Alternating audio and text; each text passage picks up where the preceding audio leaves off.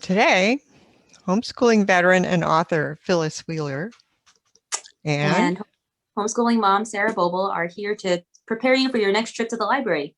We are talking today about A Wolf Called Wander by Rosanne Parry. So this is a book that I read, and then my kids and I, who are ages almost 5, almost 7 and 9, we listened to it on audio in our car, and everyone loved it. We listened to it probably 4 times because they kept wanting to hear it over and over again. So just a quick summary, the book tells in like first person the story of a wolf named Swift, and it's from his earliest memories onward. And in a lot of ways, I kind of feel like it's a wolf coming of age story, but the research that was done to speak from the wolf's perspective is just really amazing. Early on in the book, Swift and his pack are attacked by a rival pack, and so his family ends up scattered or dead, and he ends up all by himself. And the rest of the book is really about surviving, really with the goal of finding a family or a new family. So yeah, that's the reality, that for a wolf, it's just easier to hunt when you're in a pack. But there's also like a longing for him as part of how he's made as a social creature to have companionship. So that's a big driving force behind a lot of the book, not just the will to live just for the sake of surviving. And during his journey, he definitely comes across all the things that are natural dangers to wolves, including hunger and fire, hunters, roads. There's a road that a highway that passes through the forest where he lives.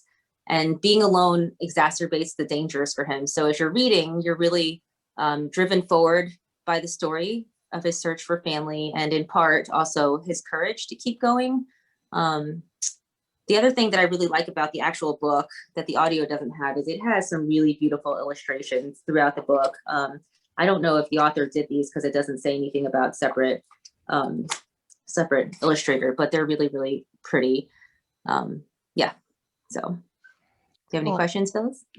Sure. So how do you feel about whether the author captured what it feels like to be the main character? I think she did an amazing job. I haven't done a whole lot of research myself about wolves, but she definitely doesn't. The animal is not personified, I don't think. I mean, a little bit, because obviously it's speaking English. It has some kind of a voice, but the kind of the raw instinct of wild animals definitely comes through, I thought.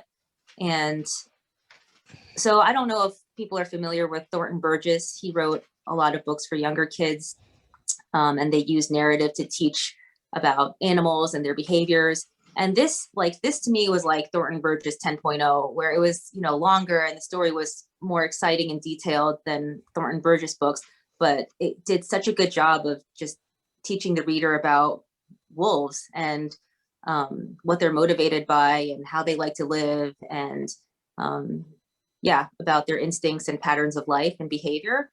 So so I think she did an amazing job. And in the back of the book, there's a little bit of extra kind of info about wolves in general.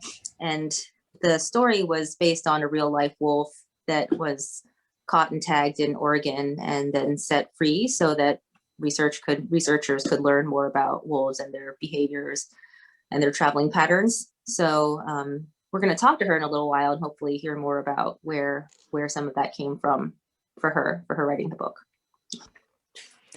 So can you describe some memorable scenes?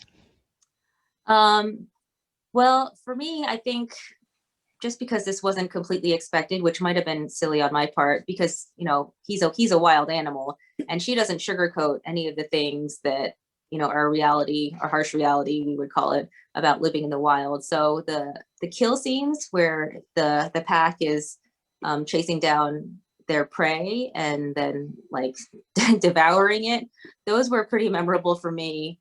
And also there was a forest fire scene that it was pretty it stood out a lot. Just all the other animals in the forest were brought into that scene as well, and just kind of how animals react with those kind of dangers. I thought she did a really nice job of describing that, and yeah, and writing that section. Those I think were probably some of the more memorable scenes to me. Although if you asked if I sat here for a couple of minutes, I would probably list off probably 5 or 6 more that I really enjoyed reading. So there was a minor character that was a raven. Can you tell us about his interaction with the raven? Yeah, they kind of had like a little bit of a codependent relationship that was a borderline line friendship. Um, and they were able to communicate and help each other kind of survive as Swift was alone, and the raven seemed to be there to kind of lead him to safe places and lead him to find food in some instances. So yeah, I guess I would call that a kind of a friendship, even though it wasn't a natural relationship that I know of. I didn't look that up actually to back up whether that was a real thing among wolves and ravens. Did you happen to? No. I didn't look it up, but it seemed very real to me that they both benefited because the raven being able to fly could lead him to prey. Yeah. And then he would kill the prey and the raven could eat some. Yeah. Yeah. And I thought that when she did those scenes, she didn't make it personified, like didn't mix up the human, idea or the human institution of friendship with that relationship as much, because they were really in it to benefit themselves. And I thought that was clear, which is a normal animal instinct. So that was one of the things that made it seem more true to me.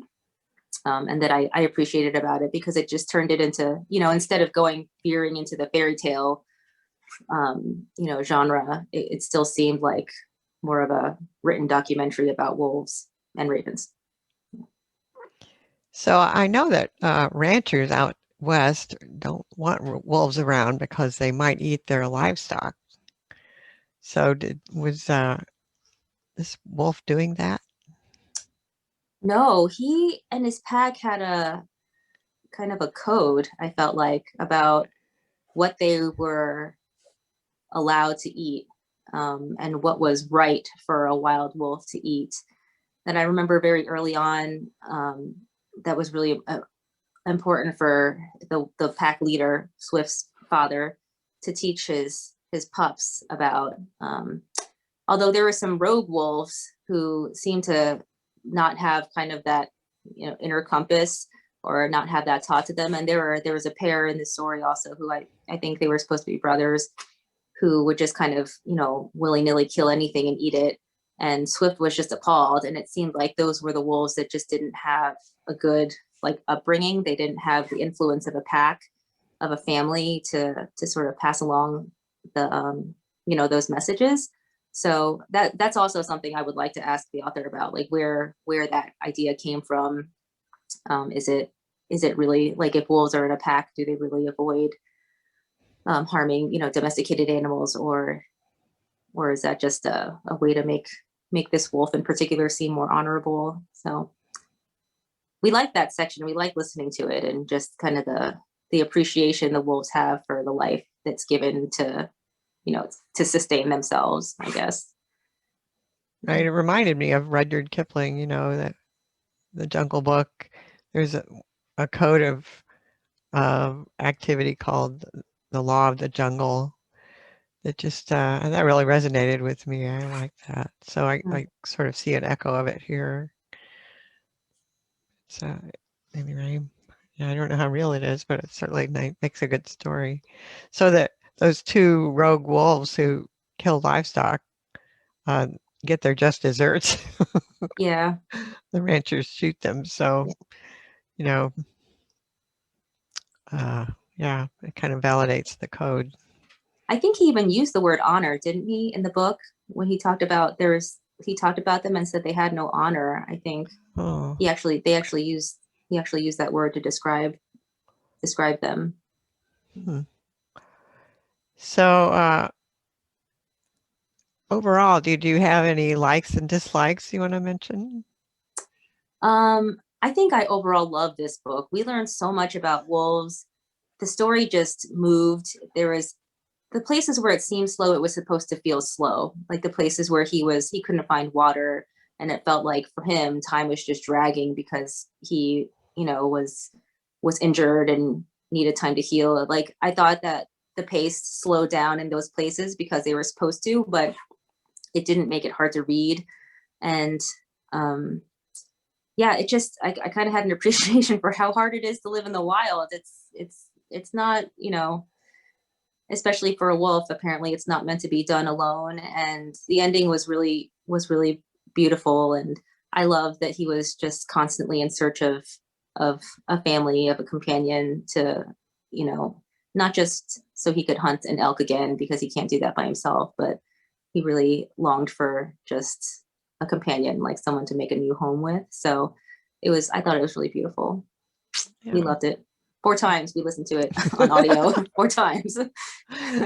So are there any discernment items where you would warn people about possible things they might object to? Except for the bit I mentioned earlier about she doesn't really sugarcoat what it's like to live in the wild. And, these wolves, when they eat, they're pretty happy about drinking blood and, splitting open animals and, tearing them apart.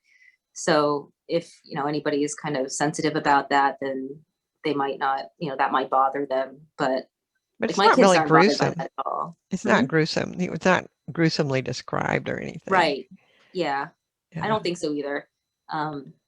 But I've seen, I know some parents who would say, oh, my child is really sensitive about blood and gore and death. And it's the circle of life for a wild wolf or for an elk or whatever animal it is. And they can't go to the store and buy their food, so they have to get it somewhere. And she describes pretty well how it happens. So that's it though. There is nothing in here. I think, like I said, my youngest one is 4 and he loved it and followed along on the audio. Obviously he's not reading it for himself, but totally readable for any range of middle grades kids. If your kids love nature, if you love nature, I would definitely recommend this book. We really enjoyed it a lot. Great. So I guess we'll be back in a few minutes when we've rounded up the author to Yes, answer we'll talk some to more Rosanne questions. shortly. Okay, very good. Bye-bye. Well, the first question, which we usually ask people in general, is why did you write this book? Okay. So and we're talking about A Wolf Called Wander? A Wolf Called Wander, yeah. So I was Wolf Called Wander is, I believe, my 6th book. And so I had been writing middle grade fiction, which I love, for a while. And so I had been kind of casting around for something new to write about and just exploring a different point of view. If I don't stretch myself a little with something new each project, it's hard to stay motivated if I'm not learning something new. So I was sort of casting around for some sort of new angle. And in 2011, Oregon 7, who is a real wolf that inspired this story, was in the news quite a lot because he's named Oregon 7 because he's the 7th wolf in the state of Oregon to wear a radio collar. And he left his pack. It's really normal for a wolf to leave their pack, but usually they go like 20 miles or 50 miles away and they join the next pack over. That's pretty common, right? And so people thought, oh, he'll leave and he'll go east and join up with one of those packs in Idaho where there are several. Because at the time, the pack that he was in was really the only established pack in Oregon. But he left and he went west, and people were like, well, that's interesting. There's really nothing for wolf out there. And he traveled through country that is not really wolf habitat because it's too dry. There aren't really deer and elk. And so they were like, oh, that's interesting. Is he gonna make it? Like, nobody really knew. Can he survive out there? Can he hunt all by himself? And where does he think he's going, really? And why doesn't he turn around and go back? He's been in the desert for a while. You would think he'd go, it's very dry here. But he kept going and going. It was amazing. And he ran like 50 miles a day. They can make 100 miles a day if they're really hustling. And then he ended up in the southwestern corner of Oregon. So he ran 1,000 miles in a month. And the really amazing thing is, after sort of traveling around in that southwestern Oregon, Northern California area for about a year, he found a wolf there where no one has seen a wolf in 90 years. And people were like, oh, so has that wolf been there all the time? And you haven't noticed? Or like, how did that happen? So it just has all those great questions came up, like, how did he find that wolf? And you know, was it always there, or did it follow him somehow? And I was just curious about all of that. And so I started looking into it, and I love to hike and camp. And so we sort of traveled along that route that he took. And it was interesting and beautiful and very different from, you know, I mean, it's very full of trees and green, and, you know, Western Oregon is very like my yard here. But Eastern Oregon is completely different. It's high desert. It's just a whole other ecosystem. But beautiful, you know, stark, but beautiful in its way. And I was like, wow, this is really cool. And so I read a bunch of wolf stories, because I was like, well, that'd be different to write a wolf story. And I was trying to find a good angle on it, right? And one of the things, most wolf stories have the wolf having some sort of semi-magical relationship with a child, which I totally get the appeal of that. Like, that's what I want. Like, I want to have a wolf friend, was my thought as a 10-year-old. I'm like, yes, I will be a friend to wolves. I'll assemble my own pack. It'll be great, right? But as an adult researching this, it became abundantly clear to me that wolves hate people. They just do. They do not like us at all. Now that so many of them are collared, we can see at what length they go to avoid human beings. You know, so like if wolves live in an area and elk hunters come in, the wolves leave until they go, right? If somebody moves cattle into an area and a range rider stays with those cattle, the wolves leave.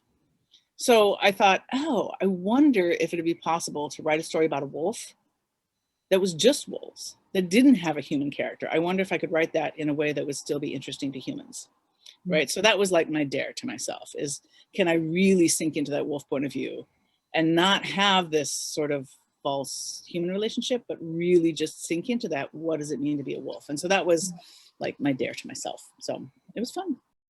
Well, I read a bunch of books. Avi has a Wolf About books. Julie of the Wolves I read when I was a kid, and I went back and looked at it again. There are plenty of wolf and human books out there. So, but mostly what I looked at was what the researchers in Yellowstone had learned about pack dynamics, right? And so I think the thing that makes the animal story work is that it's a social animal, right? A solitary animal like a bear. Bears are super interesting, but they only care about themselves. Once their babies are grown, they don't really care about the babies anymore either, right? But wolves are intensely social.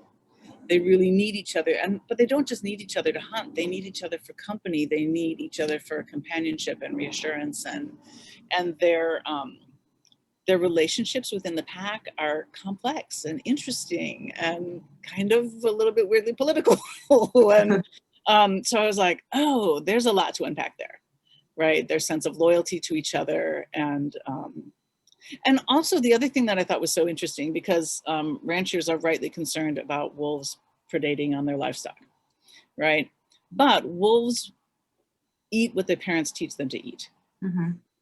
So, for example, when Oregon 7 ran across the state, even though he did encounter cattle out on the open range out there, he didn't even try to hunt them. Because when he was in the Wallowa Mountains, he ate elk and deer with his parents. That's what his parents taught him to hunt. And so that's what he was looking for. He ate little things along with rabbits and rodents. And I mean, they'll eat almost anything when they're really hungry, right? They'll eat birds even. But he didn't try and hunt cattle or sheep, because that wasn't something he'd been taught to hunt. He kept running until he came to the Siskiyou Mountains, which is a very similar habitat to the one that he left. Also has plenty of deer and elk and not very many people, hardly any roads.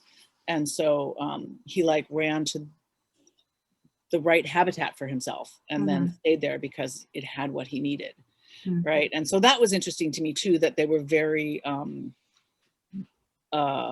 very ruled by what their parents taught them.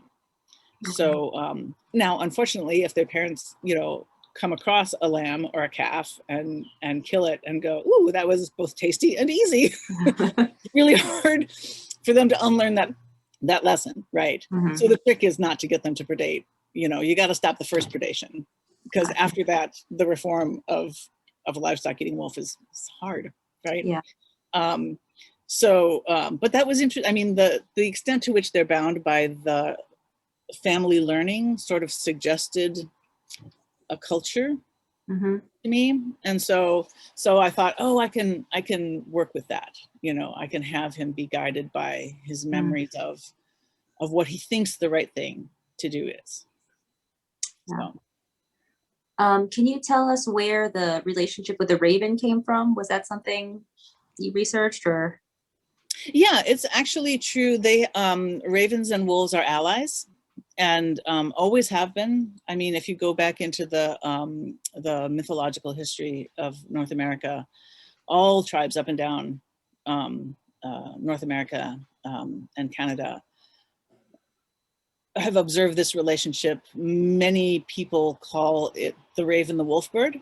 And it's interesting because ravens are also social and hierarchical in the way that wolves are, right? So there's in a group of ravens, there's a boss raven, right? An alpha pair. And so that's interesting, right? And then they do this cooperative hunting thing, right? Because a raven has a straight bill, right? Not the hooked bill like an eagle. So they eat a lot of carrion, but they can't open the hide. So when they see available prey, they go looking for wolves to hunt it. And they'll go over and make a racket in the area of these wolves. And the wolves will be like, oh, maybe they're onto something. And they'll lead the pack to likely prey. And then after they've eaten, because wolves, when they hunt, they'll gulp down 20 pounds of meat a piece, but then they have to like sit down and digest for a bit, right? So they leave, and then other things come in and eat from their kill, but they'll circle back. If it's a large animal, they'll circle back and eat more than once. But so ravens depend on them to open up that hide of the animal so that they can eat it. Yeah. We were talking about that relationship before you came on. I really like how it wasn't like, it was never like actually a friendship, because it's just like a codependent relationship in a lot of ways, but still, like for Swift, it was company and companionship, and he like, you could tell he really wanted and needed that. I loved how the story ended up. It just was such like it was very satisfying, and yeah. Well, and if it didn't, I mean, if his ending was not happy, that would have been a problem. Right. If he ran all that way and then was killed by poachers, that would be bad. But he did. I mean, he met this this mate who eventually when they did an exam on the wolf that was his mate, they found that she had dispersed from a pack in Idaho. Oh wow. So she had also left her pack and picked up his trail and followed him out there. Okay. So she was a couple of months behind him in the actual transit of it, but they formed a really successful partnership. Ordinarily, a wolf lives 5, maybe 6 years in the wild, but Oregon 7 lived 10 years, and I believe his mate is still alive. We'll know for sure come maybe March. They keep track of them now with trail cameras. Okay. But they had a litter of pups every year for 5 years. 2 of their pups dispersed into Northern California and founded the Lassen and the Shasta pack in Northern California. They're just a really, really strong and charismatic and successful group of wolves. It's pretty terrific. Yeah. So. I guess I'm curious whether you've gotten any reaction from readers about it being too gory or anything like that. You know, I had the funniest experience when I was first working on this book. I was a little bit concerned about that, because I'm asking my reader, and this is a younger reader, that, I mean, kids are as young as 7 or 8 who read this book. And I'm asking a reader to care about an animal who kills and eats other animals, right? And that's kind of a big ask, right? Especially for a tender-hearted reader. And so I have a teacher friend who teaches on Sauvie's Island, and we've been friends for years. She's brilliant. She's really, really good. And I said, I have this question about, I'm going after a younger reader, And I just wonder if this is too intense. And she said, oh, I have the perfect class for you. These are the youngest fourth graders I've ever taught. There's not a birthday in this classroom until like January. they're young and they're very tenderhearted and sweet. And so I said, oh, good, let me, so she read it out loud and sort of pausing to assess the anxiety in the room. But they were really on the edge of their seats and hung on. And then at the end of the book, so once they were all done, she said, now, let's think about what age of a reader do you think this is for? Who do you think is the best age of reader for this book? And they're, is it, and sort of guided them around thinking about that. And they were like, oh, it's perfect for fourth graders. We're just fine. It was no problem. It was easy. I wouldn't give it to a third grader though, because they would be much too frightened. Far too scary. They could have nightmares, but we're okay. Says the most tender-hearted group of fourth graders ever. So I was like, oh, okay, I'll probably be fine. But I thought it was very sweet. And there are kids, honestly, there are kids for whom it's too much. Mm-hmm. And so, but as a writer, I need to write the most honest book I can. Mm-hmm. A wolf is going to eat other animals. There are no vegetarian wolves. It's not really an option. So I'm really relying on teachers and librarians and parents to go, is this right for my kid? Mm-hmm. Right? Are they ready for this? Or is this a book that can wait for them? So, and the other thing is that they can page through because they're illustrations, they can page ahead a couple of pages and go, oh, look, he's still alive. Hasn't died yet. Phew. Yeah. and so they can, and for a kid who's super anxious, just paging through the illustrations first to give them a sense for like the scope of the story. Sometimes that's also a help with the intensity of it. Because of my own 4 children, a couple of them were super tenderhearted readers. And that was always the challenge, is how to give them something that's substantial enough, but not nightmare provoking, right? Yeah. So, right. So I thought the fact that Swift had this like kind of code of ethics about what he ate really helped a lot. And like the rogue wolves were just kind of like, well, those are the rogue wolves, like they're just, they have no honor. And that I think impacted my kids and their view of, what wolves. I'm glad you said that about that class, because I was like, are my kids just like really insensitive? Because they weren't bothered by any of that stuff at all. No, they didn't even bring it up, actually. They talked about other things, but. Well, I wanted to make sure that I was always true to actual wolf behavior, right? Mm-hmm. I don't mind inventing like the emotional and social life of this character, but I don't want the character to actually physically do something that wolves would never do. And so I think because I've kept in that line and not gone outside of it, it's not so overwhelming, because kids know how. I think the Charlotte Mason homeschoolers out there will really love it a lot, because you can just learn so much, and the story is just so good. It's not like you slap the story on top of wolf facts. It's like you learn the wolf facts because of the story and the narration. It was just really, really well done and beautiful. Yeah. So, I was really grateful that my publisher was willing to give me plenty of room for the back matter. That was really nice. And so I'm grateful for that. I love it that they had a place where you can, the paw print of the wolf in the back is actual life size. So you can like compare it to your pet's paw print or your hand. Yeah. Because it is a very striking thing about wolves. They have the only track in North America that is larger than a wolf's track is a bear's. And it's only larger by that much. They're really, really big. It's like the first time you see a wolf track in the wild, it just like makes your hair stand on end and go, am I alone? It's pretty cool. Yeah. I just had one last question. So this is the first book that my oldest kid is just turned 9. So I'm like new to middle grades book. So this is the first book that I've read by you, but I looked at some of your others and I noticed you have like quite a range. Like there was like historical fiction in New York, and then, wolf, and then ranching in the Western US. I was just wondering, like, what are some of the things that inspires you to write a story?